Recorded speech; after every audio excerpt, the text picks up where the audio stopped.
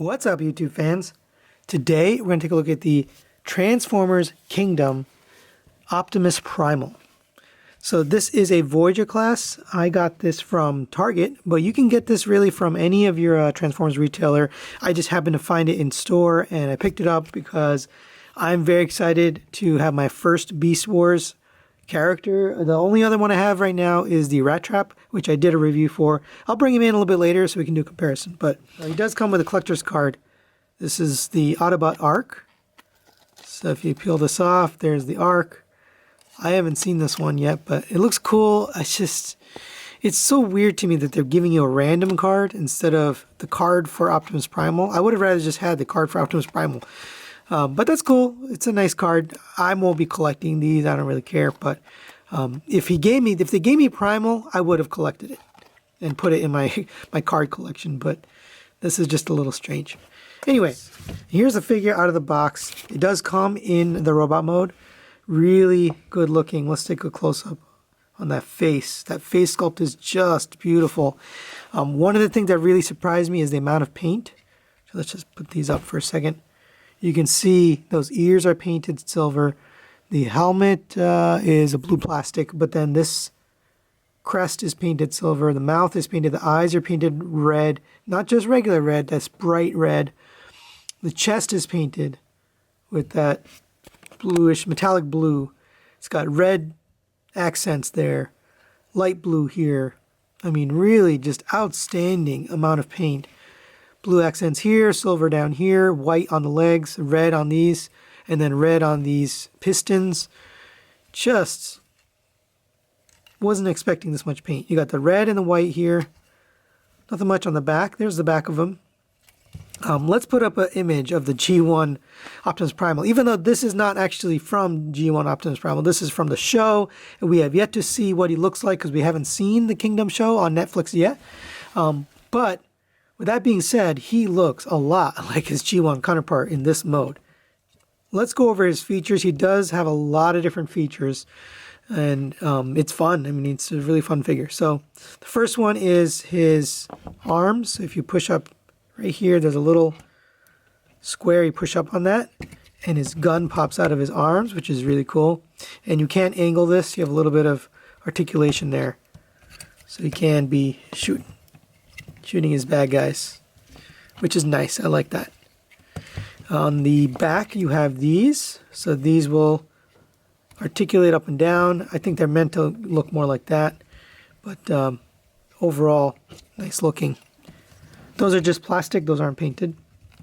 He does come with two swords. These are painted silver here. I believe this is the plastic color, is that same blue. But then this is painted that silver. Really nicely done.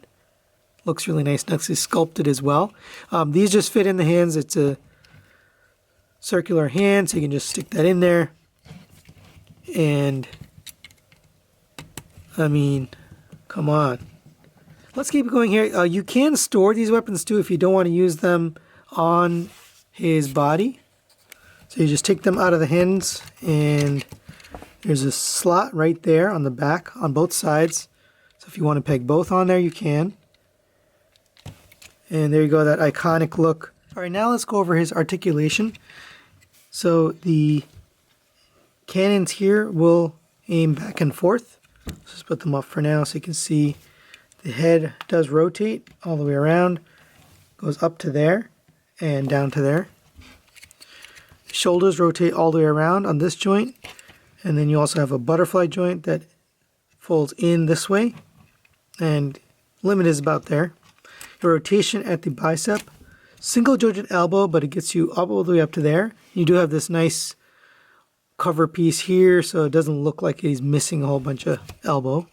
You have a rotation at the wrist. You have a single jointed hand, so you can open up those hands. You have a rotation at the waist. Let's just leave this off. Rotation at the waist gets you all the way around. You have a bend at the hip, goes all the way up to there. It does rub a little bit here, so you just gotta be careful there. Goes back to there and goes out to there. And again, it does rub a little bit, so you want to be careful with that paint.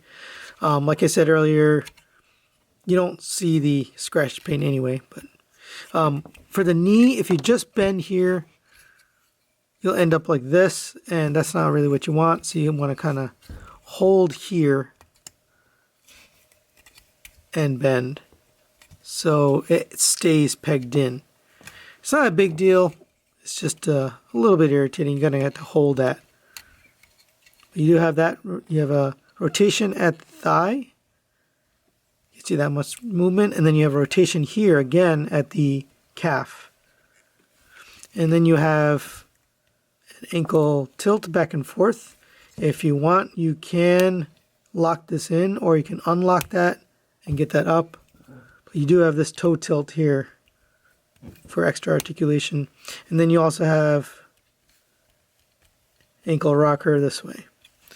So really good articulation on this guy. So there he is next to the Kingdom Rat Trap and the Netflix Optimus Prime.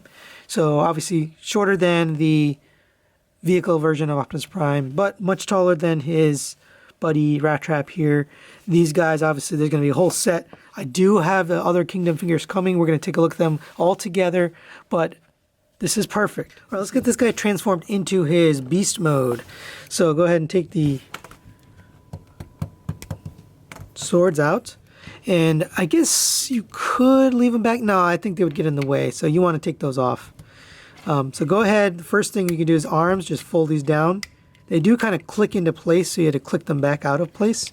And then you can kind of cover down on the arms. Right? We'll go to the more beast-like beast mode first. So go ahead and open up this backpack. You're going to flip this down. You can flip this down and then flip this down. And that'll allow you to flip this entire back up. Pull out on this slider right here. And that's going to allow you to flip the head around.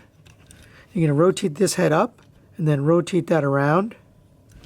And then push that back down onto there. Make sure you push these guns in, because you don't want those for beast mode. Go ahead and close this chest back. Actually, before you do that, close up this chest this way so you get the gorilla chest.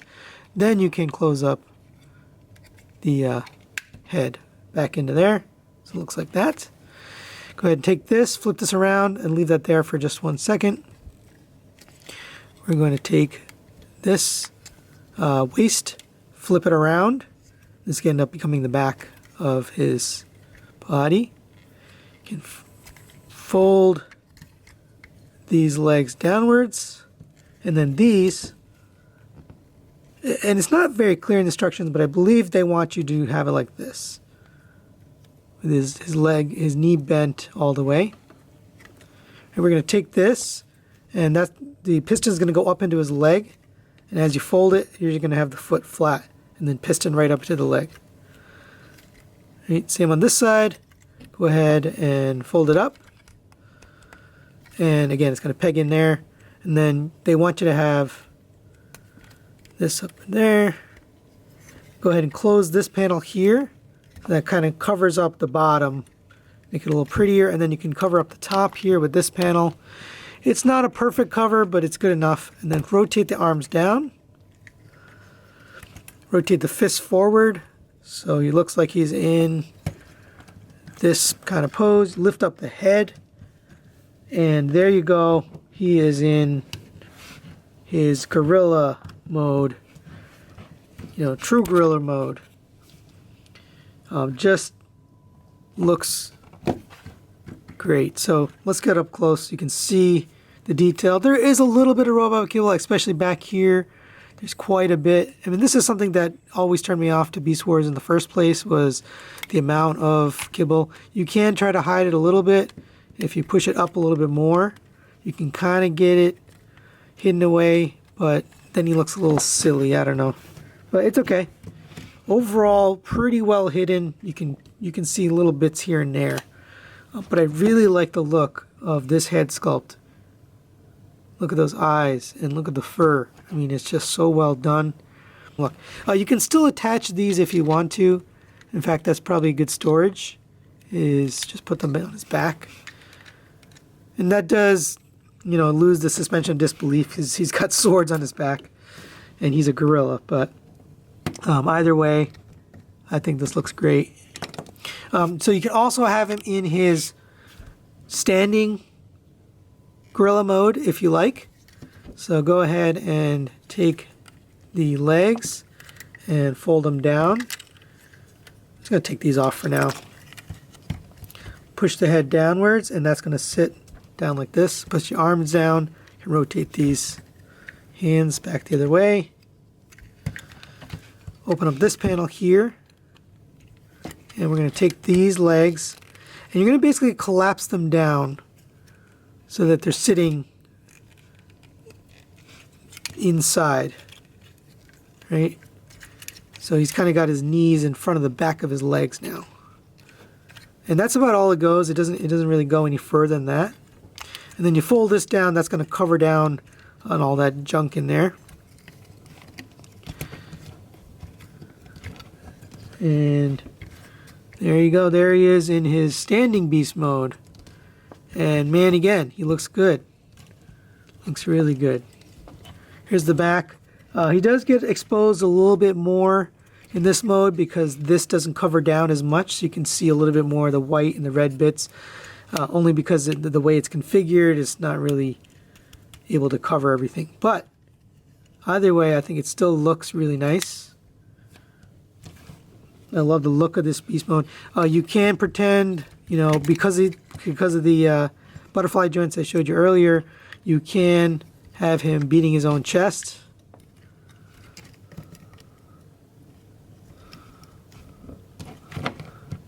Something like that.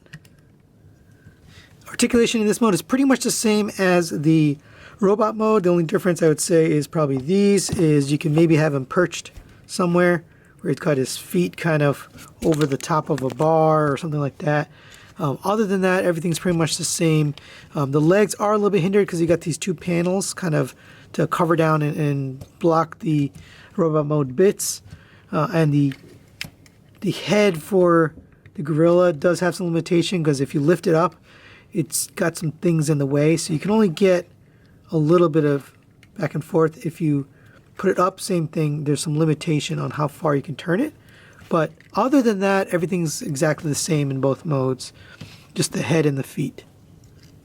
All right, so let's get him transformed back into the robot mode, and then we'll check him out. Final thoughts. So go ahead and take these legs, and you can pull them away and down until you get this tab in to the front of the knee. Fold down his foot flat. Same on this side. Go ahead and get that down. Peg that into his knee. Flip this up. And we're going to take the arm panels and peg those back into the top like that. Go ahead and open up this panel here, which has the entire head assembly in there. Go ahead and flip the chest around now before I forget. Pull on this. Right next, lift up the head, rotate it around, and then push it back in.